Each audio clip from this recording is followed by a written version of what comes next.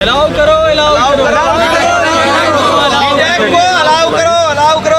प्रयागराज के बगल में रीवा में एमपी में जेई बन सकते हैं, लेकिन अपने प्रयागराज में नहीं बन सकते। यूपी में नहीं बन सकते, पूरे इंडिया में कहीं भी बन सकते हैं। सेंट्रल गवर्नमेंट के हर डिपार्टमेंट में एलिजिबल हैं, सेंट्रल पीडब्ल्यूडी में एलिजिबल हैं, स्टेट पीडब्ल्यूडी में एलिजिबल नहीं है। आधे से ज़्यादा कॉलेज बंद हो गए हैं और जो कॉलेज हैं उसमें कोई एडमिशन लेना नहीं चाह रहा है बीटेक में। यूपी में आप देख पा रहे हैं कि जो उच्च शिक्षा है उसको बढ़ावा देने की वजह उसको पीछे धकेला जा रहा है। जो हमसे कम शिक्षित है उनको प्रमोट किया जा रहा है। एक बीटेक वाला डिप्लोमा वाले को पढ़ा के इंजीनियर तैयार कर सकता है, तो वो खुद इंजीनियर क्यों नहीं बन सकता यूपी में।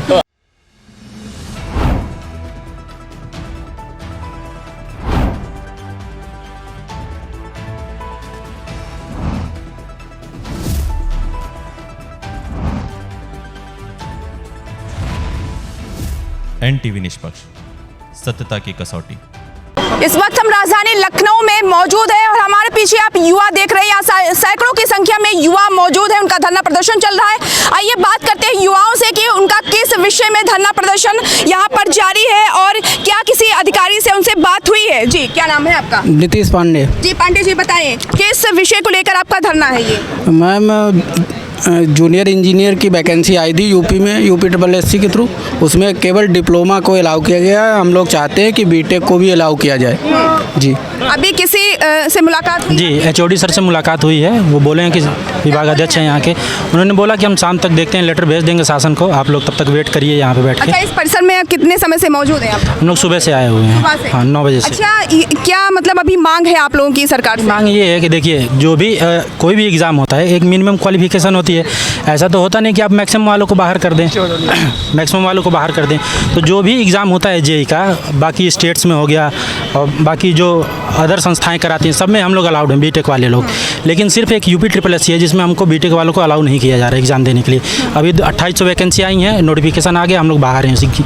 अच्छा, क्या कहना है इस संबंध में आप? हम जो है सेंट्रल गवर्नमेंट के हर डिपार्टमेंट में एलिजिबल हैं, सेंट्रल पीडब्ल्यूडी में एलिजिबल हैं, स्टेट पीडब्ल्यूडी में एलिजिबल नहीं है। अदर स्टेट में भी एलिजिबल हैं। हम यहीं प्रयागराज के बगल में रीवा में एमपी में जेई बन सकते हैं, लेकिन अपने प्रयागराज में नहीं बन सकते। यूपी में नहीं बन सकते, पूरे इंडिया में कहीं भी बन सकते हैं। और यहाँ पे भी पहले होता था, 2009 के आसपास बीटेक वालों को बाहर कर दिया गया षड्यंत्र करके। क्या कारण हो सकता है कि आप लोगों को बाहर किया गया है, एलिजिबल नहीं है आप लोग? मैम, यहाँ पर असल में क्या है कि पहले लोग डिप्लोमा ही करते थे ज़्यादातर। तो डिप्लोमा संघ के कुछ लोग हैं, उन लोगों ने पहले षड्यंत्र करा, लेकिन बात की सरकारों का भी दोष है, उन्होंने अलाउ क्यों नहीं किया। और ये सिर्फ बीटेक छात्रों के साथ ही अन्याय नहीं है, ये जनता के साथ भी अन्याय है, उनकी भी जान के साथ खिलवाड़ है। ये जितने भी भवन बनते हैं, जितनी भी सड़कें बनती हैं, सब इंजीनियर्स ही बनाते हैं। तो उनको कॉम्पिटेंट जो लोग हैं, डिप्लोमा से हायर डिग्री माना जाता है हर जगह। सुप्रीम कोर्ट ने भी कई जगह अलाउ किया हुआ है हम लोगों को, जहाँ पे बंद कर दिया था हम लोगों को, मतलब हम लोगों को अलाउ नहीं किया था सरकार ने या किसी भी डिपार्टमेंट ने। तो अगर हम लोग हायर क्वालिफिकेशन है तो हमें एग्ज़ाम तो देने दिया जाए कम से कम।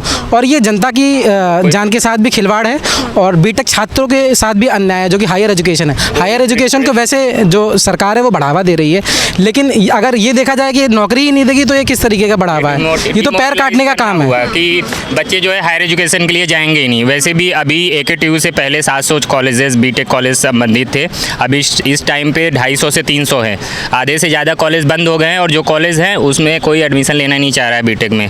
वो अब जब किसी को ये जो बीटेक की पढ़ाई की बात कर रहे हैं ना, ज़्यादातर देखा जा रहा है कि अब स्टूडेंट पढ़ना नहीं चाह रहे हैं। क्योंकि कोई स्कोप नहीं है। कोई अगर सिविल इंजीनियरिंग जो कोर ब्रांचेज पहले होती थी, सिविल हो गया, मैकेनिकल हो गया, इन सब में एडमिशन नहीं हो रहा है। बुला के बच्चे नहीं आ रहे हैं क्योंकि कोई वैकेंसी ही नहीं है, स्टेट में कोई वैकेंसी नहीं है।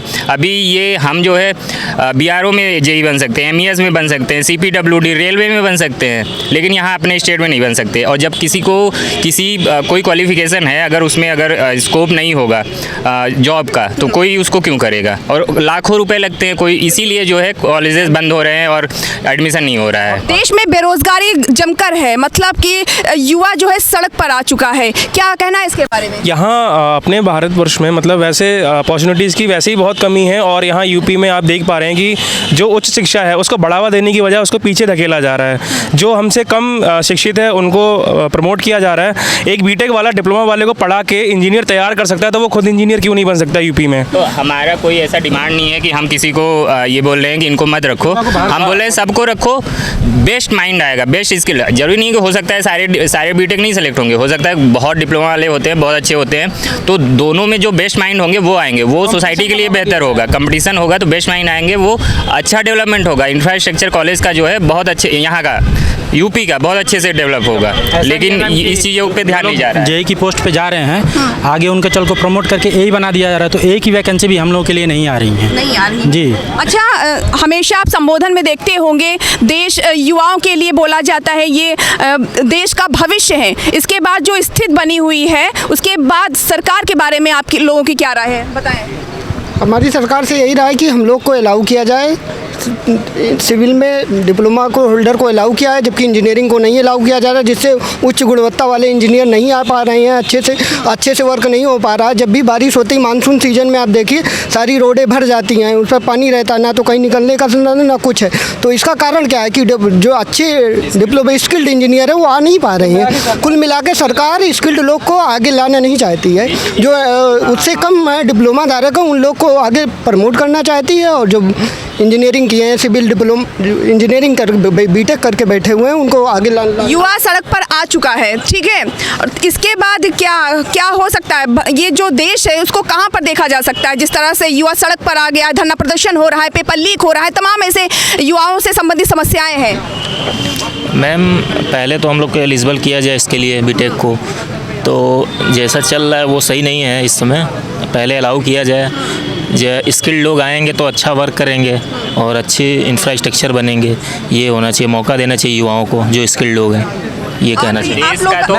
देश का तो नहीं पता, लेकिन उत्तर प्रदेश जरूर सुधर जाएगा। जितने ज़्यादा स्किल्ड इंजीनियर आएंगे, इंफ्रास्ट्रक्चर, क्वालिटी ऑफ वर्क उतना बेटर होता जाएगा। आपको लगता है सिर्फ इंजीनियर के आने से उत्तर प्रदेश का विकास होगा? अगर इंफ्रास्ट्रक्चर और डेवलपमेंट की बात करें तो वो सिर्फ इंजीनियर ही कर सकते हैं, और जितना ज़्यादा स्किल्ड इंजीनियर होगा, वो चाहे डिप्लोमा होल्डर हो या डिग्री होल्डर हो, वो जितना स्किल्ड होगा, जितना बेटर होगा, उतना अच्छा डेवलपमेंट होगा। अच्छा, अभी चुनाव आ रहा है, चुनाव से पहले ऐसे बहुत सारे वादे किए जा रहे हैं। राहुल गांधी ने भी वादा किया 30 लाख नौकरी देने का। क्या लगता है कि राहुल गांधी के ये वादा पूरा होगा, पूरा कर पाएंगे? अब राहुल गांधी अगर हम लोगों के यहाँ बीटेक वालों को उसमें इंक्लूड करे तो बहुत अच्छी बात है। हमारे लिए अगर नौकरी मिले तो बहुत अच्छी बात है। वो अगर हमारे लिए हमारी आवाज़ उठाए, यहाँ पे इंजस्टिस हो रहा है, पूरे देश में हो रहा है, यहाँ नहीं हो रहा है, लेकिन हमारा ना विपक्ष हमारा साथ दे रहा है, ना ही सत्ता पक्ष में ना कोई सुनने वाला है, ना विपक्ष में कोई सुनने वाला है, सब बस इग्नोर करे। बीटेक जो है यूपी में पूरी तरह से इग्नोर्ड है, एकदम सरकार का जो रवैया है वो बीटेक के लिए एकदम उदासीन हो चुका है, कोई इस तरफ ध्यान नहीं दे रहा है, और इस वजह से जो है हम लोग सड़कों पे घूम रहे हैं। सरकार का इंटेंट दिख जा रहा है।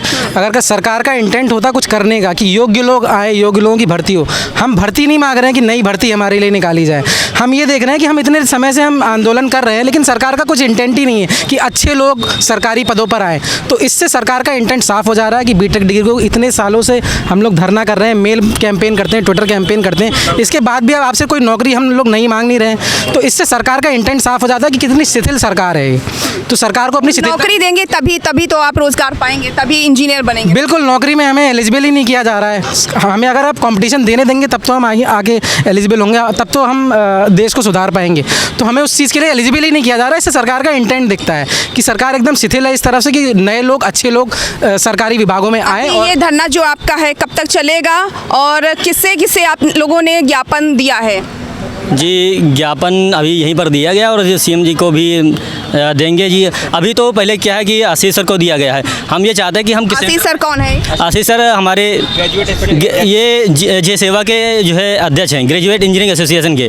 हम चाहते हैं कि यूपी में बीटेक जो बीटेक के स्टूडेंट हैं उनको भी एलिजिबल किया जाए। हम सेंट्रल में जो है बन सकते हैं, एसएससी के थ्रू हम जेई बन सकते हैं, आरआरबी जेई के थ्रू हम जेई बन सकते हैं, यूपीएससी के थ्रू हम जेई बन सकते हैं, हरियाणा में बन सकते हैं, राजस्थान में बन सकते हैं, झारखंड में बन सकते हैं, लेकिन यूपी में हमको अलग किया जा रहा है। और हम लोग बस यही मांग है कि हमारी क्या जो है बीटेक जो स्टूडेंट हैं उनको भी यहाँ पर मौका दिया जाए और यहाँ पर फेयर कंपटीशन हो, और जो काबिलियत जिनके पास है उनको यहाँ पर सिलेक्शन हो, जिससे यूपी की जो है इंफ्रास्ट्रक्चर है, जो रोड्स हैं अच्छी हों, बेहतर हों और तरक्की करे और देश में सबसे अच्छा प्रदर्शन करे। तो आपने देखा कि यहाँ पर सैकड़ों की संख्या में युवा मौजूद हैं। ये बीटेक के छात्र हैं, यहाँ पर मौजूद हैं। इनका कहना है कि उत्तर प्रदेश में उन्हें महत्व दिया जाए जो उत्तर प्रदेश की सरकार नहीं दे रही है। कैमरा पर्सन हेमंत के साथ मैं मधुमिता, NTV निष्पक्ष, लखनऊ। देश विदेश की ताज़ा खबर पाने के लिए हमारे चैनल NTV निष्पक्ष को सब्सक्राइब करें व बेल आइकन दबाना ना भूलें।